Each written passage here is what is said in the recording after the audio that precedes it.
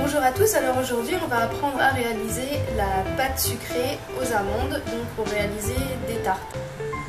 Alors pour réaliser cette pâte sucrée aux amandes, vous aurez besoin de 90 g de sucre glace avec 100 g de beurre de préférence mou et coupé en petits morceaux. Ensuite vous aurez besoin de 150 g de farine, 50 g de poudre d'amande et une pincée de sel, donc tous ensemble. Donc la pincée de sel c'est important, c'est ça qui va donner la couleur à la pâte lors de la cuisson, ça colore la farine.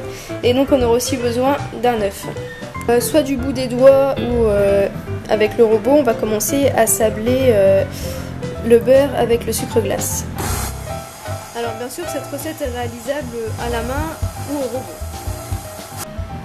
Alors lorsqu'on obtient une texture sablée, on va ajouter l'œuf. Donc là il fait plutôt chaud, donc j'obtiens plus une pâte qu'une texture sablée, mais c'est pas grave. Donc j'ajoute l'œuf et hop, à vitesse 1 et 2 jusqu'à temps que ce soit homogène. Alors de temps en temps avec le beurre il peut coller au fond, donc il faut utiliser une spatule ou une maryse pour décoller le beurre au fond et ensuite continuer à mélanger le beurre avec les œufs. Quand vous obtenez un mélange homogène, on ajoute la farine. Donc si votre œuf est froid, vous aurez peut-être du mal à avoir cette texture. Donc dans ce cas-là, utilisez le fouet pour mélanger l'œuf avec le mélange sucre glace et beurre. Et ensuite, remettez le crochet pour mélanger avec la farine. Donc là, j'ai bien mélangé ma farine avec mon sel et ma poudre d'amande. Et voilà, je vais mélanger avec le crochet à petite vitesse. Alors on mélange jusqu'à temps que ça forme une petite boule. Donc là j'obtiens presque une boule, donc une texture homogène. Donc je vais aller récupérer bien tout ça pour avoir bien le fond de la farine en dessous. Voilà, vous voyez que tout n'est pas bien incorporé. Et je vais repétrir, remélanger. Je vais remélanger quelques secondes. Donc on ne mélange pas avec trop d'excès, hein, sinon la pâte n'aura pas une bonne consistance. 2 secondes après, on obtient cette texture. Donc surtout, il ne faut pas trop travailler, sinon votre pâte sera élastique. Donc là, on va juste la mettre sous un film plastique et la laisser au frais 30 minutes environ. Donc j'ai filmé ma pâte. On va la mettre 30 minutes au réfrigérateur. Donc si vous voulez aller plus vite, si vous êtes pressé, mettez-la au congélateur, ça ira plus vite. Et surtout aplatissez-la comme ça, et ne faites pas une boule comme ça ira plus vite à refroidir et donc la texture sera facile à travailler, la pâte sera plus dure. Donc bien sûr vous pouvez la laisser plus longtemps au frais, c'est pas un problème, vous pouvez la conserver plusieurs jours comme ça. Passons maintenant à l'étape suivante, la réalisation de la crème pâtissière. Pour faire environ 25 centilitres, un peu plus, de crème pâtissière, vous aurez besoin de 25 centilitres de lait. Donc là j'ai mis des graines de vanille dedans.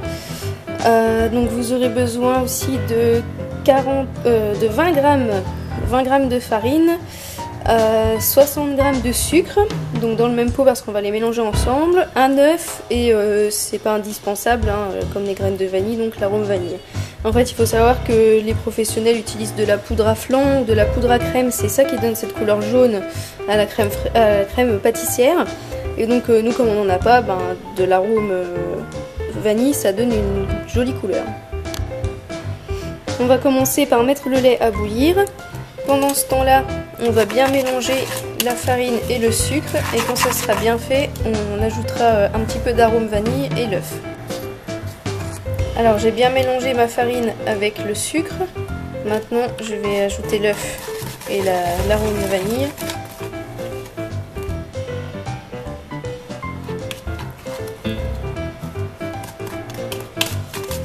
Et bien mélanger.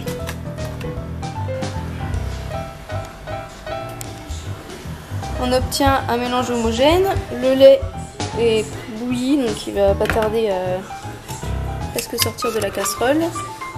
Comme j'ai mis des gousses de vanille, je vais le passer à travers l'aiguille tamis et je vais vite mélanger, sinon ça va cuire les œufs sur place. Voilà, et surtout il ne faut pas que ça cuise sur place. Il faut fouetter en même temps normalement. En même temps que vous versez le lait, il faut fouetter.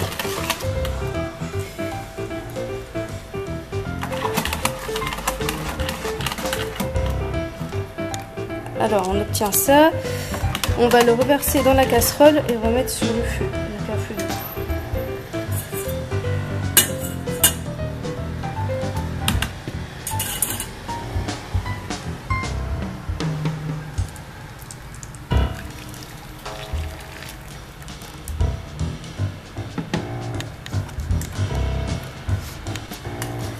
J'ai remis mon mélange dans la casserole à feu doux, je vais laisser cuire tout en continuant à fouetter, donc il ne faut surtout pas s'arrêter de fouetter, sinon vous allez obtenir des grumeaux.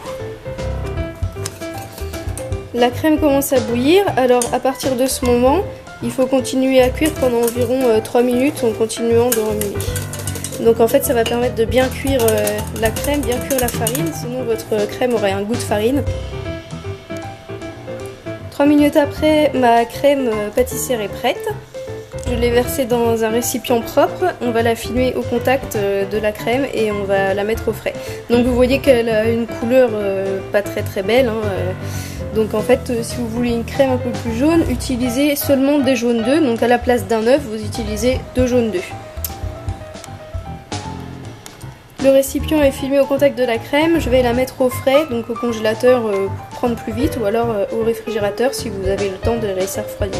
On passe maintenant au montage des tartes. Donc on a sorti la pâte sablée du frigo, donc on voit qu'elle est bien ferme pour pouvoir la travailler au rouleau à pâtisserie.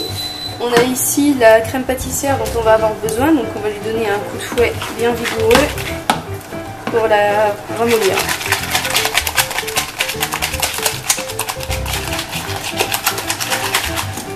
Notre crème pâtissière a une consistance homogène, on va la mettre dans une poche à douille. Si vous n'avez pas de poche à douille, c'est pas très grave, hein, étalez la cuillère, ça sera le même niveau. Pour utiliser une poche à douille, c'est pas compliqué, on va mettre sa main dedans, on va la plier et on va mettre sa main à l'extérieur ici pour bien la tenir. Ensuite on insère la douille, donc là j'ai pris une douille unie avec un petit trou. Voilà. Donc là vous voyez que ça passe pas, donc on va recouper. Donc surtout on coupe au fur et à mesure hein, parce que si vous coupez trop, bah, la douille elle va passer à travers.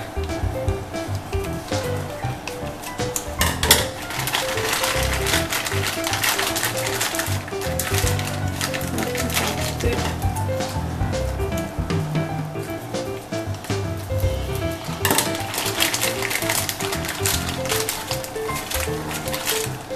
Voilà, parfait. Donc, on va pouvoir remplir la poche à douille avec une maryse. Alors quand vous êtes tout seul, la petite astuce c'est de prendre un grand verre ou une cruche, un récipient. On va mettre sa poche à douille dessus. Et voilà, on va verser dedans. Ça va plus vite, ça tombe pas. C'est parfait.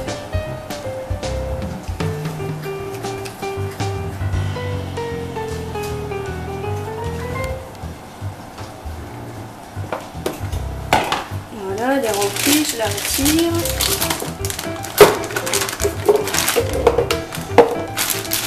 Je pousse bien vers le bas, comme ça. Et voilà, elle est prête à être utilisée. Donc pour l'instant on va la mettre de côté parce qu'on n'en a pas besoin tout de suite, donc on la pose simplement comme ça. La crème pâtissière ça va pas sortir tout seul, donc c'est parfait. J'ai pris la moitié de mon bâton de pâte pour l'étaler, donc en fait comme il fait chaud la pâte reprend vite, elle va se ramollir très vite, donc c'est pour ça que je prends d'abord la moitié et après je m'occuperai de l'autre moitié. Alors on va bien l'étaler.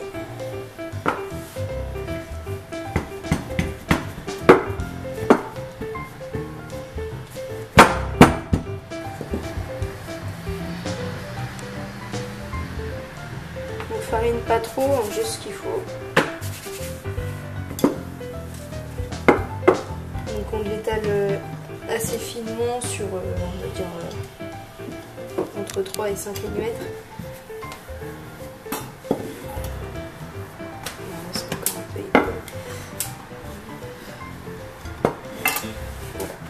Alors ensuite, on va découper un morceau de pâte un peu plus grand que le cercle qu'on va foncer. Voilà, donc s'il y a des chutes après, c'est pas grave, on s'en resservira. Hein. Hop. On va déposer ça sur la plaque, la pâtisserie avec la feuille. on met notre pâte, on va mettre dans ce sens-là pour avoir un bord net. Donc là ma pâte est un petit peu trop épaisse, je vais l'étaler un petit peu.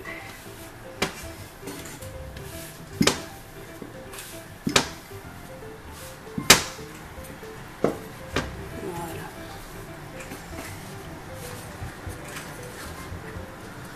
Donc on va faire coller les bords bien en bas contre le cercle avec le pouce. Voilà. En tournant délicatement.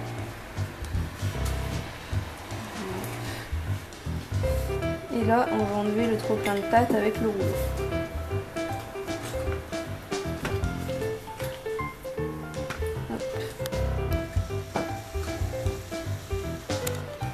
Et après, on va rendre les bords un peu plus nets, voilà, en tapotant comme ça avec les 2 pouces et en tournant tout doucement.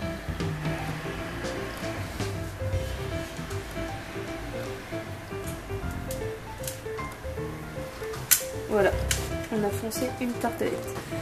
Allez.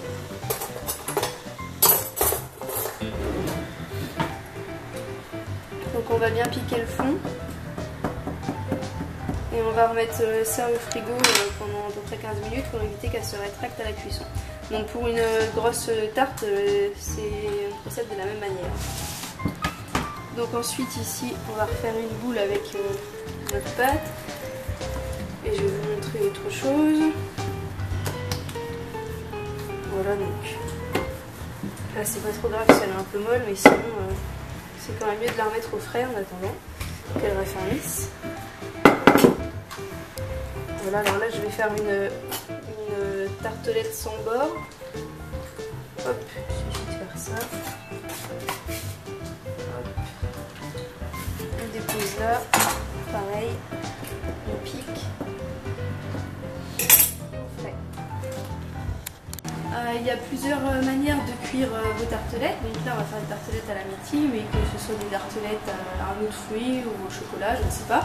On peut soit cuire les tartes à blanc, donc en fait on va juste cuire la tartelette en elle-même, le fond de tarte, et on rajoutera ensuite les fruits, ou alors on peut cuire tout ensemble. Donc là je vais vous montrer comment cuire les tartelettes à blanc.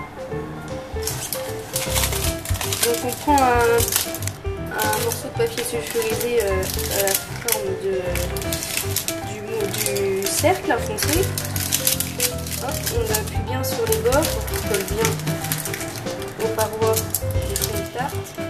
Et donc il existe des boules de céramique ou quoi en magasin, mais moi j'utilise par exemple des lentilles, vous pouvez mettre du riz, des haricots, tous les féculents secs comme ça. Voilà, donc il faut vraiment faire un poids sur la tarte pour qu'elle garde sa forme en fait, sinon elle va s'étaler, elle va fondre en gros et elle va fondre, elle va tomber. Voilà, donc là elle va bien garder sa forme. Donc là au bout de 10 minutes, on a déjà préchauffé le four, on va la mettre à cuire et au bout de 10 minutes on retirera tout ça là, donc ça va sortir facilement normalement. Donc quand ça sortira facilement on le retire et on remet encore 10 minutes à cuire le fond tout seul. Maintenant pour cuire les tartelettes tout en entière, donc on va étaler une petite couche de crème pâtissière.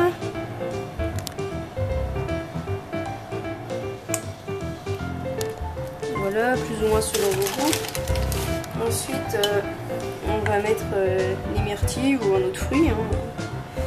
Et on va bien appuyer pour qu'elle s'enfonce bien dans la crème pâtissière et que la tarte garde bien sa forme.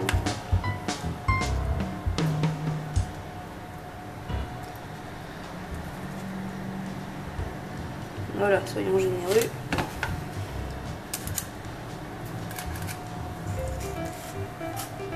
Donc ici elles ne sont pas très sucrées, on va rajouter une petite cuillère de sucre. Après chacun ses goûts, c'est pas obligatoire. Voilà, donc il n'y a plus qu'à enfourner. Donc ça fait 10 minutes que les tartes sont dans le four, donc là on va retirer les lentilles sur le fond de tarte cuit à blanc.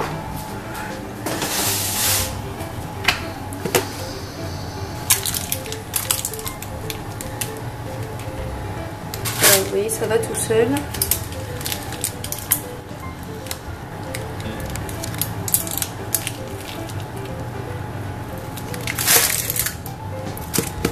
Voilà, on enlève les quelques lentilles qui ont pu tomber dessus. Et là on va remettre à cuire 10 minutes. 10 minutes plus tard, j'ai sorti mes tartelettes. Donc j'ai retiré le cercle. Donc là celle-là est un petit peu trop cuite. Mais voilà, un petit peu moins cuit que ça, c'est vraiment parfait. Mais sinon là c'est bien aussi. Et donc on va attendre le complet refroidissement avant de les garnir. Et aussi avant de décercler les autres tartelettes ici.